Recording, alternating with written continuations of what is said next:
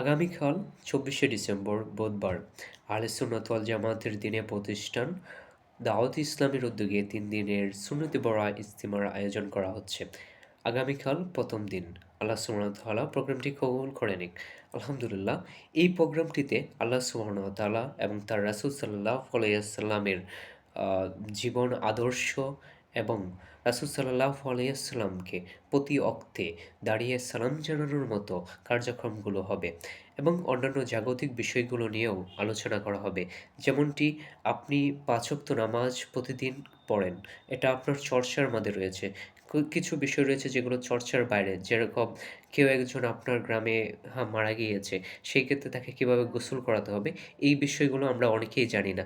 তারপরে আরও বিষয় রয়েছে যে জানাজার নামাজ কিভাবে, অন্যান্য যে বিষয়গুলো রয়েছে যেগুলো চর্চার বাইরে, সেগুলো নিয়ে আলোচনা করা হবে। তারপরে অন্য ধর্মের লোকদের সাথে কিভাবে কুশল বিনিময় করতে হবে। আপনারা জানেন যে বাংলাদেশে এখন আ যে সর্বস্তই মুসলমানদের বসবাস। সেক্ষেত্রে একজন অন্য ধর্মের যে সংখ্যালঘু যারা রয়েছে, তাদেরকে কিভাবে তাদের সাথে কিভাবে ব্যবহার করতে হবে এবং এই বিষয়গুলো নিয়েই কিন্তু আলোচনা হবে। আল্লাহ সুবহানাহু ওয়া তাআলা এই প্রোগ্রামটি কবুল করুক। সকলেই বলি আমিন ওয়া আখির দাওয়ানা আনিল হামদুলিল্লাহ।